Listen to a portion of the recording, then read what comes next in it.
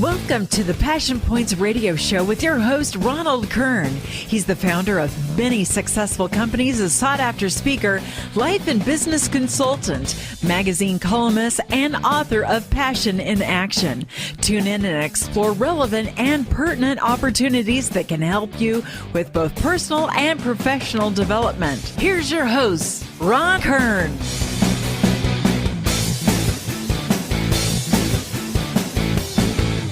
We have a very special guest in the house today. Good morning, Simone. Good morning, everyone. So Simone Briggs, she is a health, wellness, and nutrition coach. Correct. And we'll get into all of that fun stuff. But she also has a lot of experience in, I won't say motivation. I think you probably have some of that, but inspiring and overcoming pretty significant obstacles. She is a survivor of domestic abuse and has turned to health and nutrition, exercise. I'll put all the links to her Facebook and website if you want to reach out to her after. But just tell us a little bit about you and what you do and all of that fun stuff. Okay, so, a little bit about my background is I grew up in an amazing family. I have an older brother. My mom and dad were married for 35 years, and then he passed away 2015 on Mother's Day. But played soccer my whole life, was a collegiate athlete, went to school in Iowa, and I just have always loved health and fitness. When I got back from school, when I graduated, I actually started working in the gym industry. And so I really loved being a part of the gym atmosphere. The thing about it is I was selling memberships. So I was selling the box to people per se, versus showing them how to use the tools and what they needed inside the box. And my passion became more and more that versus selling just the box. So from there I went on, and my degree is in health, wellness, and nutrition. And from there I went on and got my NASM certification, as well as tons of different certifications along the way. Wow. And I started training around 2005. I stayed in the big box gyms, but I knew that there was something more that I could do and that I could give. During my younger years of training, from I would say probably around 2006 to 2008, I was in a very, very abusive relationship. And I ate my feelings, I guess you could say. I was the trainer that started to become do as I say, not as I do. So I had all the knowledge and the tools, but I wasn't doing it myself. And if I saw a trainer that looked like me back then, that would come to work with black eyes and be really out of shape and not take care of themselves, I personally wouldn't buy training from them. But I still trained clients. They still got great results. I also knew that there was a different way of life. From there, it was one day I just woke up, and that was it. It was the end of the end, or the beginning, I should say, of my coming around. So I guess my dad always used to say, this too shall pass. And he would always say, as well, as rock bottom is where you build your foundation and you grow from. I was at rock bottom at that point. I couldn't stand to look at myself in the mirror. I would change in the closet with the lights off. I was in a whole different mindset. And so I started to practice, I guess you could say, self-love, which was really hard. And I didn't love myself very much. That's why I stayed for so long. But little by little. Can I ask you a question? Yeah. There's a lot of girls, women, men, but I see an epidemic with younger women. Everybody's young when you compare them to age, but of that inability to be content with who they are and love themselves. You hear that all the time. You have to love yourself before you can love others, and it's almost so cliche. But what part of that? How does one get out of that? If somebody's watching or listening to this, how does one get out to do what you did, to go work out, to get out of being isolated? Because once you're very depressed, and being put down, mentally and physically, as Right. you were, Mm-hmm. how did you get out of that mode and mindset, and say, you know what, I'm worthy, because that's the tipping point where so many people struggle, Correct. and they just stay there. So Yeah. how did you decide, or was there anything in particular, or did you just get sick and tired of being sick and tired? I was sick and tired of being sick and tired, or I could say my motto used to be, actually, I was thick and tired of being thick and tired, but also it's been a long journey. And I feel like self-love is something that doesn't happen overnight or take 2 years or 10 years. I feel like it's a lifelong journey that we're always still learning and evolving, because it's not, like I say, with fitness and our journey in this life, nothing is linear. So I would take 5 steps forward and then fall 10 steps back. It just was constantly trying to show up every day.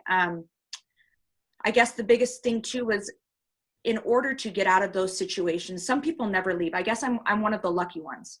I had to make sure that what I was trying to do, and always try to stay positive, was I had to change my playground, my playmates, and my playthings, if that makes sense. Absolutely. I could no longer be around a negative energy, because it would suck me back in.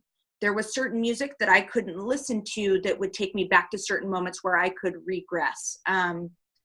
Learning to be okay with where I was in that moment, or that day, or that time, how my clothes fit. I started to learn that this is where I'm at. I didn't get here overnight. It took a long time. And when I say a long time, I'm not talking just the physical part that was really out of shape, the emotional part, the part that was so broken. I feel like that started at a very young age. And it can manifest. We can hide and mask things for a long time, and then it can manifest itself and come out in relationships or things later on in our life. And I started to go to counseling, and I started reading books. For me, a lot of it had to do with my faith. I got saved in 2008. Just stuff like that. And it's been a very long, hard road, very, very long, hard road. And I would be lying if I would say that was my first and only experience with domestic abuse, but unfortunately it's not. I have a 7-year-old daughter. Her name is Bea, and she's amazing. Her father and I were married for 4 years, and unfortunately she had to witness some pretty bad stuff. I was in pretty good shape at that point after I had Bea. I started my own business in 2012, so I've ran Simone Briggs Health Nutrition since 2012 until current. But that was another thing where I got into a situation, and I stayed. And then it was just one day I woke up again, and I was like, this is not okay. I didn't want her to think that that's what love was, or that's what it looked like, because it should never that's hurt. what normal is. Yeah. Yeah. And that's not normal, So let me ask you a question, because I've heard, and I'm sure people out there are maybe thinking this, or maybe wanting some insight. You have seen stories after stories about a woman that was in a horrible situation, mental, physical abuse, all of the horrible things that come with that. And they finally get enough strength and courage to get out. And inevitably, it seems like they go to another person that does the same thing. Not in all cases, but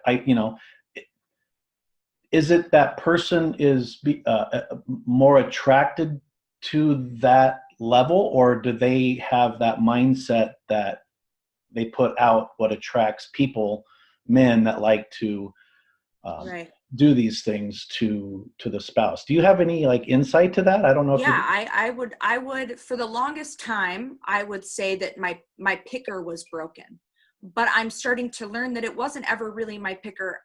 It was my dropper. I didn't know when to let go. I would have signs, red flags, you could say, and I would see them, but I would ignore them. For me, I'm a fixer. I want to help. I want to make things better. I want to rescue, if that makes sense. That's why I love doing what I do in my career. Unfortunately, women that are in these kind of situations, we have very low self-esteem, whether we want to admit it or not. It's the honest truth. You could be extremely aesthetically beautiful on the outside, but on the inside you are so broken that you'll find the wounded and you'll try to fix them. And usually it's the ones that are wounded are the ones that find us as prey. A lot of narcissistic men, abusive men, in the very beginning, it's great. The honeymoon phase, it'll be fine. They give you the world, and then all of a sudden it's something happens and it's your fault, and they may not even hit you. It starts with verbal abuse or, name calling or yelling or screaming. And then from there, it's a cycle. They'll apologize. It'll never happen again. And it's another what you call honeymoon phase. It could be 3 months to a year before you ever experience another round of abuse. But you always know, or I always knew, that the other shoe was going to eventually drop. So I was just waiting for the next round. But you get used to the cycle of abuse. It literally is a cycle, and it will continue until you learn to break the cycle. And I learned, but I'm still learning, that no matter where I'm at or who I'm with, I have the decision and I have the power to leave. And I am worthy enough, and I am so loved that it's okay to not be with that person. And when it comes to being worthy, I also talk about how we treat our bodies. In the Bible, it says that you treat it like a temple, and that's what it is our body is a temple. So, working out was such a huge catalyst for me. It helped with depression and anxiety, and it released those good endorphins. And when you start to feel good on the inside, just on a physical level, it manifests itself outward. So it helps emotionally, physically. Everything starts to change. When you start to feel good, everything else feels good. And you can start to see and become who you always were. It just is easy to get lost. But no one's alone. No one's alone.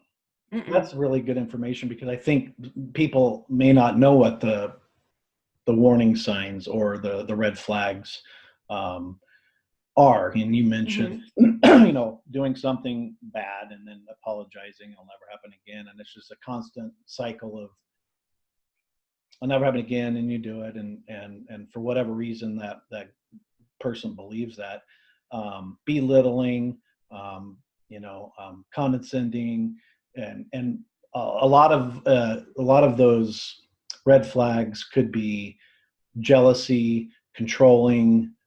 What else? What other examples, in case somebody's out there like, oh, maybe I'm in this situation? Yeah, anything that isn't right, that isn't normal, that doesn't feel good. Name calling, putting you down, nitpicking at everything, having to know where you're at all the time.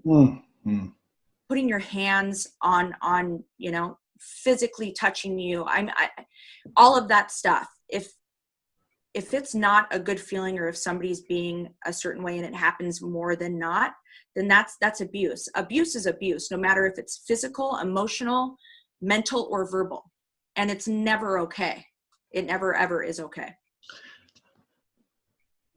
So what would you say or recommend or give advice? What would your position be for women out there that are maybe in this situation and have been for years, but they feel like they can't leave because leaving would actually be a worse situation than staying where they are and putting up with this abuse? For instance, I can't leave this guy. I've been with him X amount of years.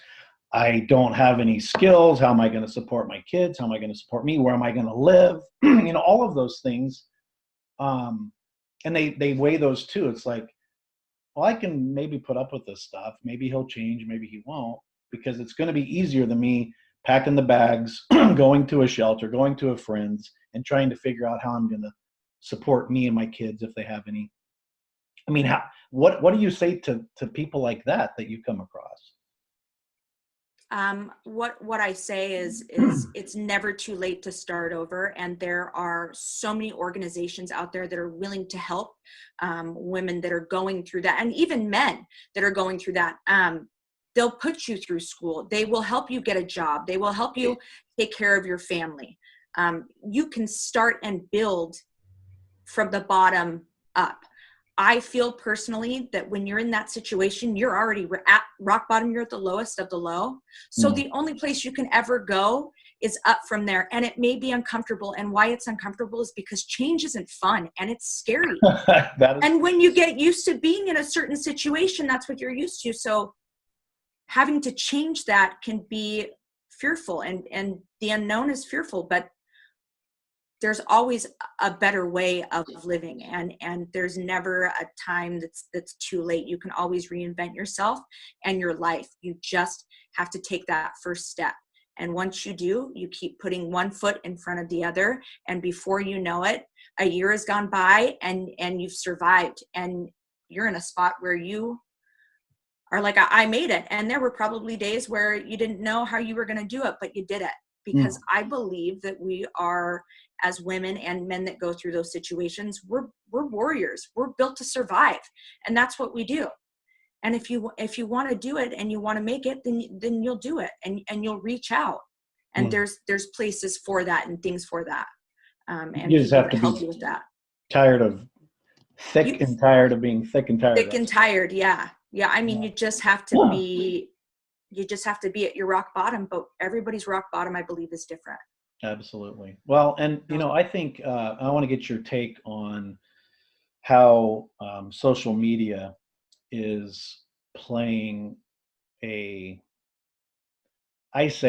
pretty negative role, especially for young girls.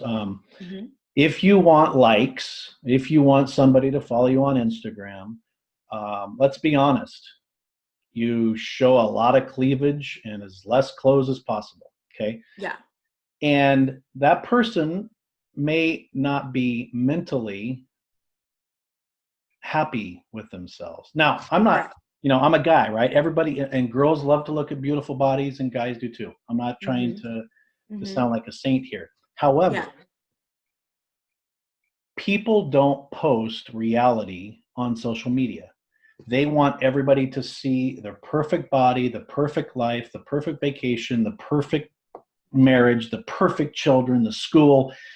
And what happens is those people that do not have, they're not centered, they need some healing, they're not confident in themselves, they're not, they look at all of these people and it just isolates and sends them down a spiral where, just go to Instagram.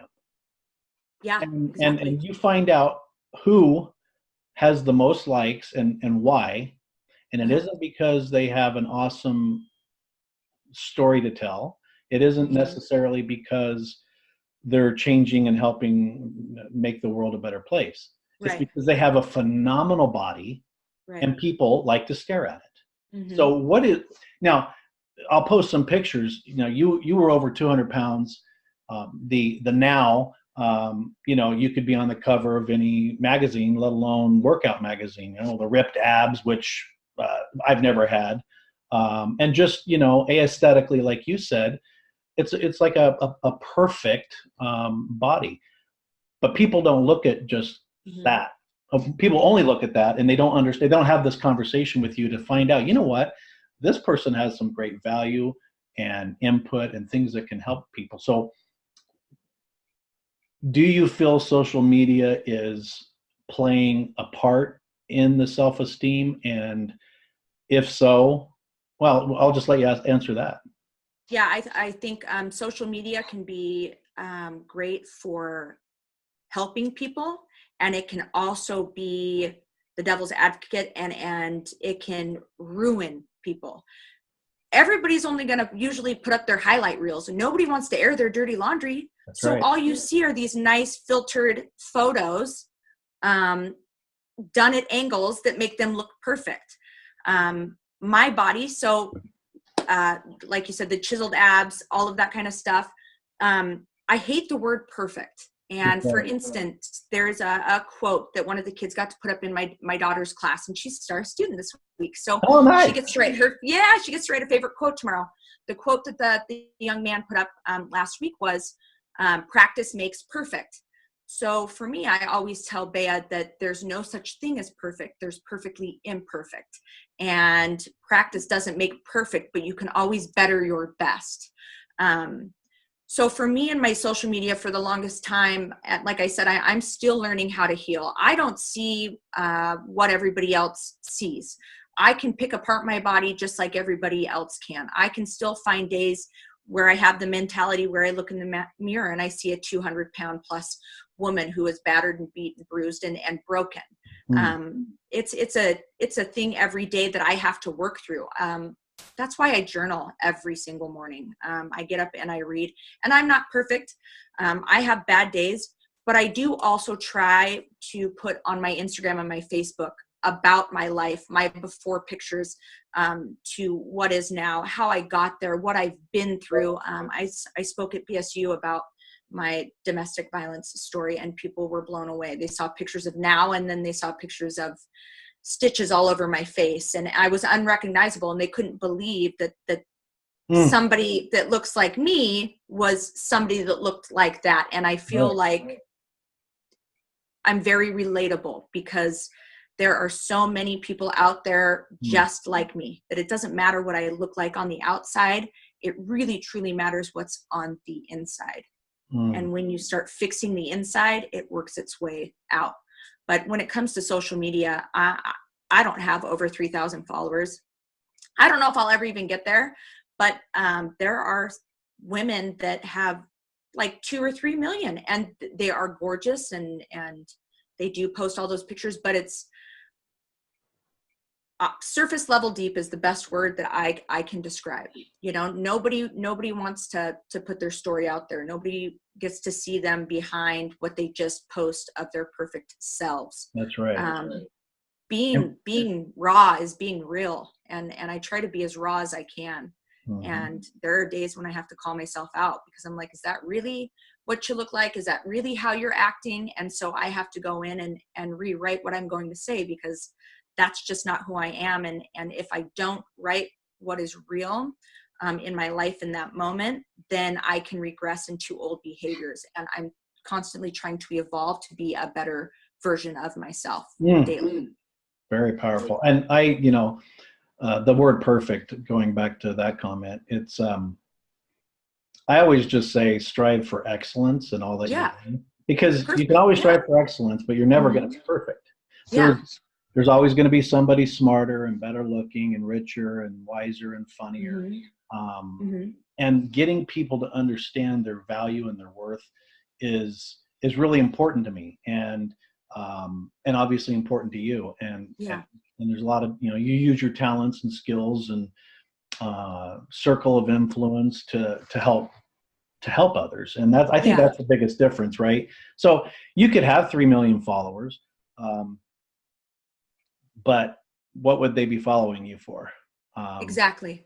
You want people to follow, well, I do. I want people to follow me because I post positive affirmations, or heaven forbid, I say, you know what, I'm having a horrible day, super stressful, and so I'm not looking for sympathy, but it is an outlet to do that. But most people, like you said, it's perfect.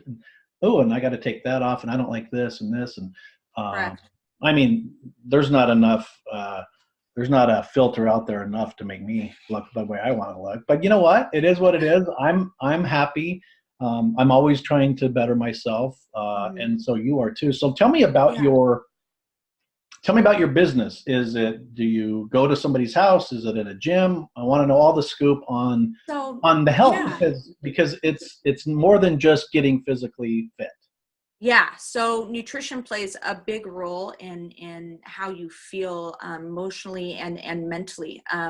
What we put in our bodies is a huge, huge deal. And it's about 70% of results, I would say. So for me, for the longest time, I was training out of a studio. So I would train clients one-on-one. When my daughter got into first grade, I phased out of the studio, and now I'm completely online. I just couldn't justify, I have 100% sole custody of my daughter. So I couldn't justify her getting up in the morning and having her come to the studio while I trained, and then she'd go to school and be up all day at school and try to stay awake, and then take her back to the studio. I mean, that's a long day for a first grader. So I put it out. I believe that what you put out into the universe will come back to you. So I just put it out there that if this was the career that I was going to continue to take, that I needed to find a path that would work with having my daughter full time and being able to take her to school, because she wasn't going to daycare anymore. So I drop her off and pick her up every day, and I put it out there, and I started. I had always done programs for clients, but instead of meeting them in the studio, but I started having them email me everything about their life, and then their goals and their pictures. And from there, I build and I customize their program, and everybody's program is different. Everybody's lifestyle is different.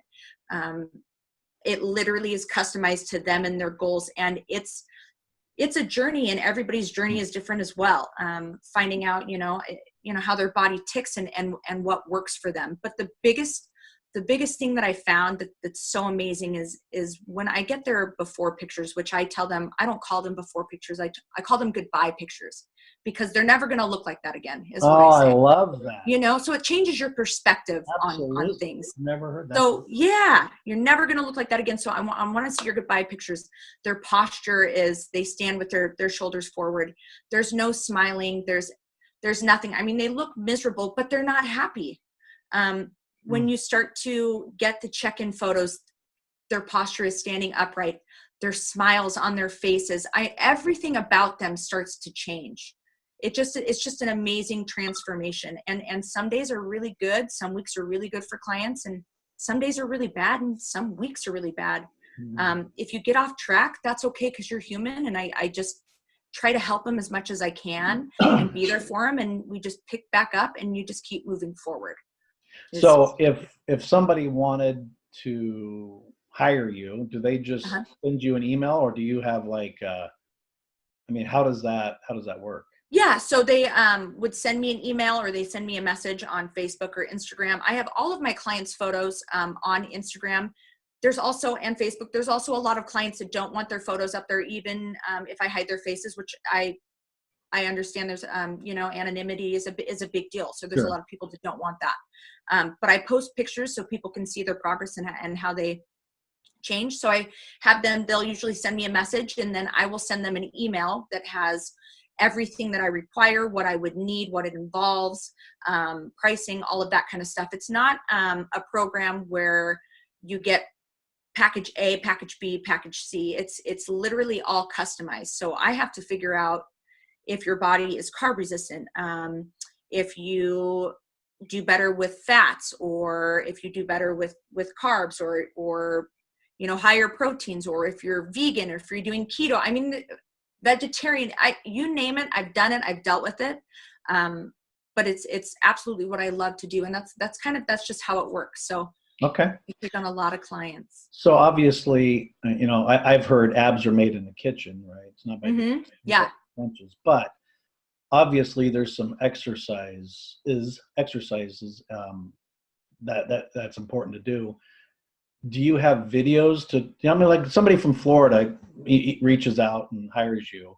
You're not going to meet them at a gym to show them how to do a lap, barbell row, and see, I know all these terms because I watch them online. That's exactly it. That's exactly what I tell them to do, is watch it. So I write up their whole program. Okay.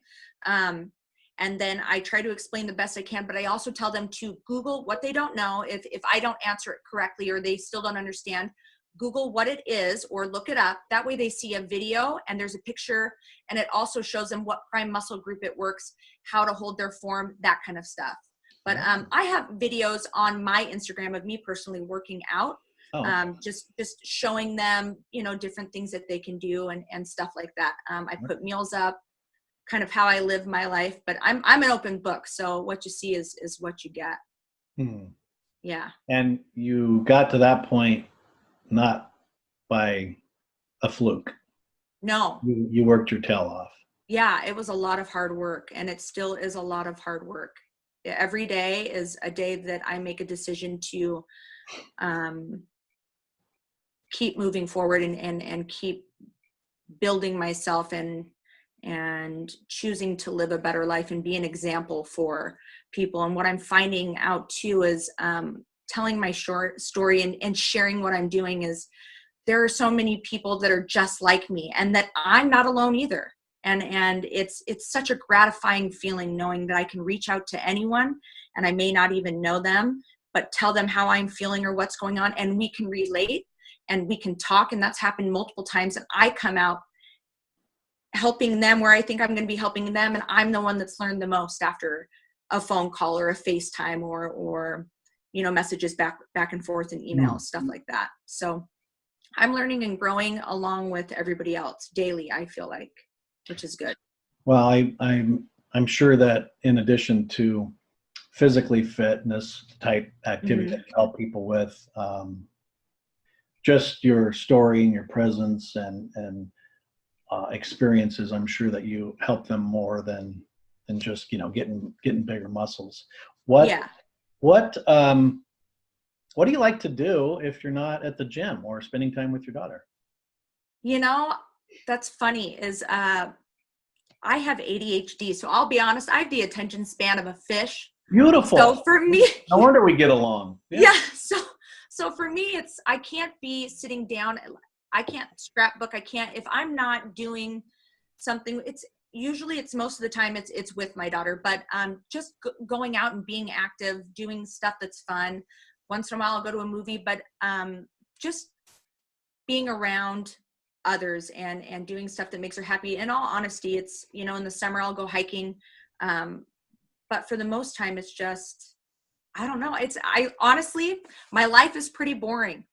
I don't go out and do a whole lot of, I hang out with my daughter because that's my number one priority. And as a mom, I have to take care of her. And so a lot of the stuff that I do, she's involved or she's there. So, but what I do that's what my fun is being with her. I truly, truly enjoy that. Okay. Yeah. So yeah. Cool. Well, and I'm sure people will visit your Facebook page and stuff, and what a beautiful young lady you are raising, and just cute for sure. Oh yeah, she gives me life. I don't know. I had somebody ask me an interesting question the other day that I've never been asked, and they said, "You're an old soul, huh?" And I kind of thought about it as in, I mean maybe. And they said, "Well, when did you decide to really grow up?"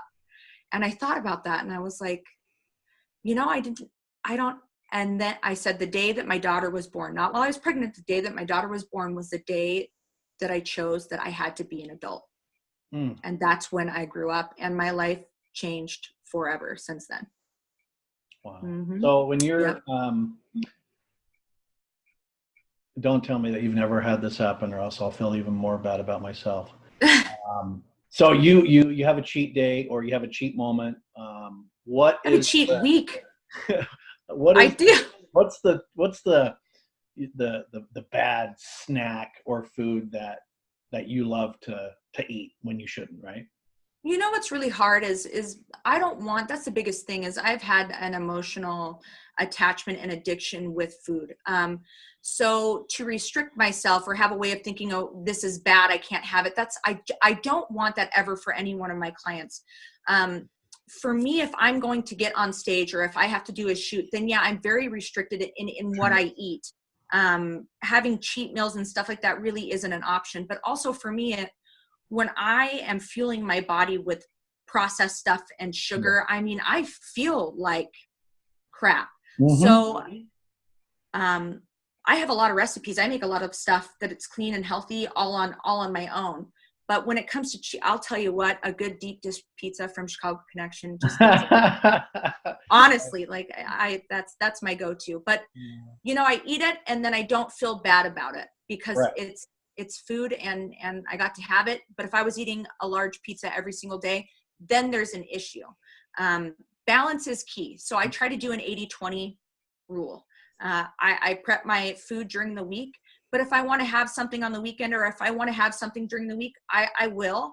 And then I'll not feel guilty over it, because I used to do that, and that's not a healthy way of thinking, and that's not a healthy relationship with food. And then in return, it can manifest into other things that you don't want to happen. So I ate it, I get over it, I enjoyed it, and then I move on. But I work out so I can enjoy and have those things. Right. You burn plenty of calories in food. Yeah. So I don't drink soda. I don't do stuff like that. I'm a big water drinker. I do drink coffee though. It's my lifeline. I people that know me know I never drink coffee. Like by a gallon. Yeah. I know it's bad. It's acidic. I get it, but yeah. Well, so there's just some things you got to have, and coffee is one of them for me. So what is your if you could wave a magic wand and have the perfect dream job, and maybe it is now, but what would that look like, and what is your ultimate goal with your health and fitness business, and maybe even long term? Are they one and the same? I would say they're one and the same. I would say my dream job is doing what I'm doing right now, the career that I have, helping people. I love what I do. I get to wake up and I'm grateful.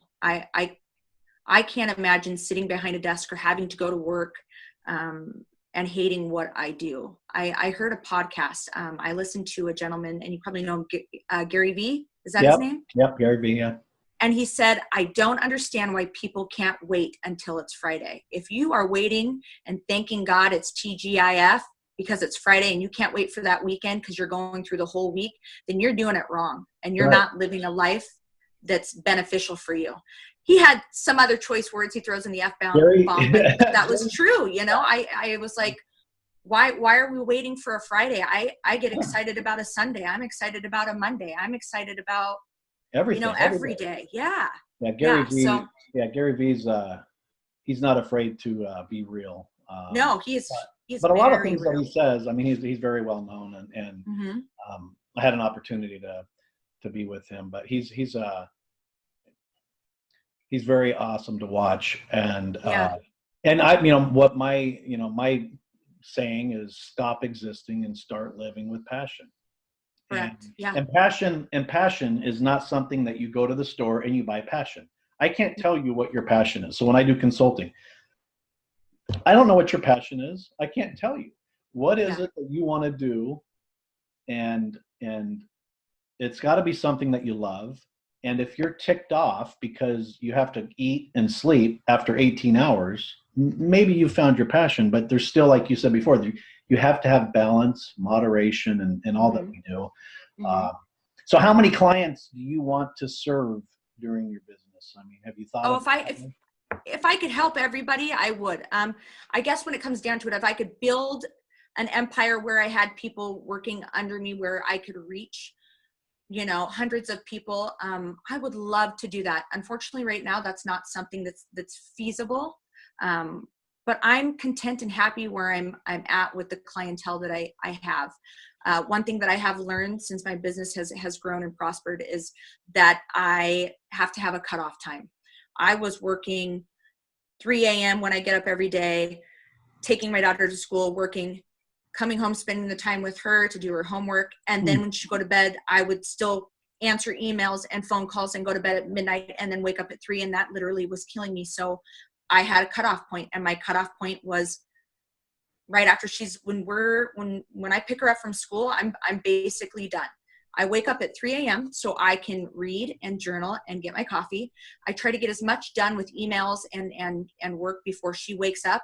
And then I try to get as much done as I can while she's gone at school. And then from there, once I pick her up, that's my cutoff time. And my business has grown substantially since I set boundaries. When you don't set boundaries, I learned that people don't respect you as much or feel as though they can do anything whenever. And I would take phone calls at dinner or time with her, and I set those boundaries. I cut off that time, and they can email me and I will get back to them the next business day. Good for you. And but it's made a huge difference. I had to do it. It's opposite of what most business owners think, right? well, I have to be available to all my clients. I have to stand out. I have to be different. No, you don't. No, you don't. And I was starting to lose a little bit of passion because I was so overworked and overwhelmed. Right. And I was losing moments with her that I would never get back. And I had to step back and reevaluate, what I was doing. And so that's made it a huge difference as well for me personally. So. Is there somebody that you look up to, or is or was a mentor, or someone that you really, I can't think of the word, I'm not idolize, what's the word I'm trying to think of? Admire, somebody that really had the most impact in your life? I've met multiple people that are profound and amazing. Like you personally, somebody that I look up to and admire. People have stories, and I think that it's the biggest thing for me is being able to relate and not feel judged. I have a favorite author that I love. Her name's Brene Brown. And she has written the most amazing books that have helped me through some of the hardest times. But she, puts in there that, not trying to cuss, but, true change happens when you get tired of your own BS, Yeah. And she's very authentic, and she's probably one of the biggest ones that I, that's well known that I admire and look up to. But I would say people everyday life that I meet out at a coffee shop or a client, people that struggle and live an everyday life that are human just like me are people that I admire, people that get up every day and fight the good fight and still keep going. I admire that because that's hard and it's not easy. But I believe in people that are, warriors. I think we all have that in us. And when we stop throwing pity parties and get tired of our own BS, and we learn that we are the ones that are holding ourselves back. That's so accurate. Everything changes. It changes. Such a big deal because it's so true. Yeah. Most of the time, I'm so glad you said that because I want people to understand that too. Typically the person that is holding you back, it's not, oh, this person or this, and this is because this, and the wind wasn't right. My step out of your own way. And you're going to need help. You're going to need help. And people aren't as eager to be vulnerable and to say, I need help because there's weakness. And by gosh, you can't be weak in this world. There's absolutely nothing better than to show your true colors and be vulnerable, because people that want to help you, once they see the real you, it's not a savior type thing. It's that they understand where you're coming from more. And if they have the skill set to help you, then they can. But I can do anything I want. I can blah, blah. I've done that. We've all done that. And there is nothing better than having a strong support system. And somebody told me a long time ago, when I was young, I said, I don't know what I want to do. And they said, well, take a look at your closest 5 friends or the 5 people that you hang around with. Yeah. That is what your future holds. And we hear that often, but do people really listen to that? If you are hanging around people that do nothing but party and you're not a drinker, you're probably going to start drinking. If you want to, if you are going to want to get into shape, lose some weight, whatever that goal is for you, you don't go hang around people that are 350 pounds and don't have that desire to better themselves, right? And so I just think it's so important. And what you said is step out of your way. And it's okay. Yeah. It's okay to not be perfect, right? It's okay to have issues. I got pages of issues, I have struggles. I have that. You have that. Yeah. But if you didn't, you wouldn't be human. Right. You wouldn't be relatable. It's true change happens when you step outside of your comfort zone. And I have to get uncomfortable a lot. Like every day I have to get uncomfortable. But that's how I change and grow and evolve. How do you and maybe there's not a process, and maybe it's just individually depending, but how do you face, overcome, conquer, step through fear? Oh man, that's a good one. For me, I feel like if I find something that's I'm afraid of, it means that I'm being vulnerable. And I find that when I'm vulnerable and I step into that fear instead of letting it overtake me and power me, that's how I change, if that makes sense. Did I Yeah, answer the absolutely. question right for you? Yeah. So I look back at what I've been through and I'm like, if I'm nervous about this and it scares me, it means that I'm about to do something really, really amazing. Because if I can overcome all of that stuff, and I think that this thing that that's coming up in my life is scary, but I've already overcame everything else, then this has nothing on that. And so I actually open the door on pain and fear and stuff like that. I've learned to do that. And I let it sit with me for a while until it teaches me the lessons that I need to know. And then I move on from it. Mm-hmm.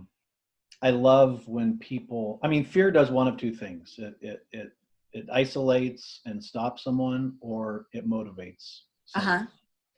And stepping through or facing fear is difficult because, one, it's probably the unknown.